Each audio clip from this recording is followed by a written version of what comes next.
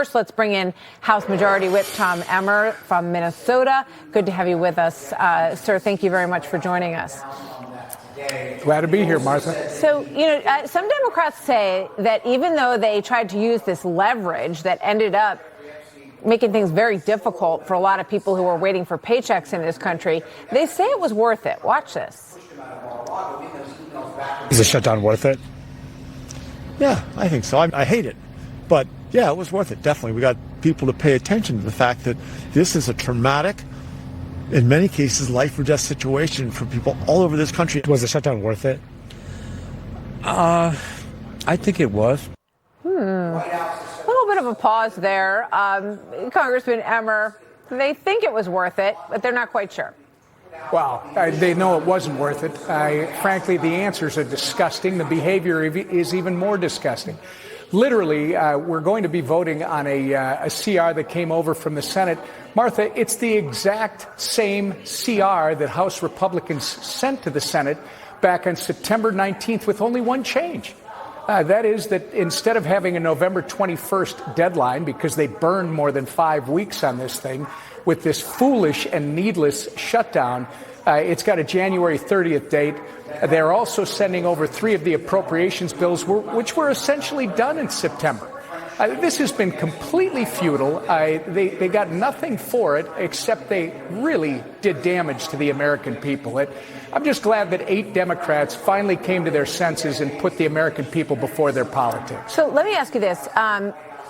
What is the priority for the GOP? Because there was a promise, essentially, that health care, which is clearly suffering under rising costs, and I know the administration has done a lot to try to put a lid on pharmaceutical prices, but what is this debate going to look like over the future of ACA?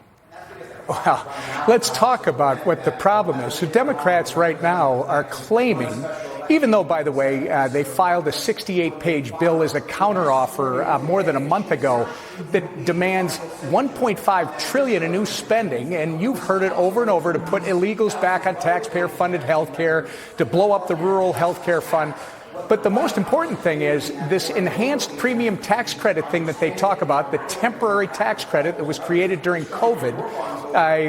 Literally, that bill, maybe a page and a half addressed that out of the 68 pages. So, look, their claim that it was about health care seems to be pretty hollow. But let's talk about health care. Even if you did what they want you to do, health care premiums are going up by about 30% on average.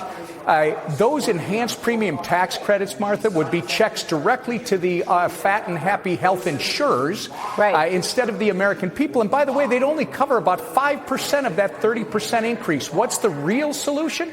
Addressing what was called the Affordable Care Act, which has really been the Unaffordable Care Act. Since that Democrat-only law was passed, health care expenses have gone up almost 100% for Americans. I hear you on all of this, Congressman. But before I let you go, give me one concrete thing that is a GOP priority to fix this issue. We've heard the president talk a little bit about giving the money directly to users rather than insurance companies. Give me one thing that your supporters can look at and wait to happen as soon as the government reopens with health care. More choice, more transparency, more competition. There's all kinds of ideas that have been developed over the last decade that you will start to see once we start moving forward. You cannot keep throwing money after a problem that you're not fixing. Republicans and Donald Trump are going to fix this problem. So you're going to get that passed with the House, the Senate, and the White House in what time frame? Before the midterms, you would have to, obviously. First things first, Martha, we got to open the government first. Once we get that open, we got to get this appropriations process done. And then you're going to see a whole host of things. You'd already talked about how the president has been going after the pharmaceutical prices. Yep. That's just the beginning. Okay, we'll be watching, and we hope you'll come back and fill us in on what the plan is. Thank you very much.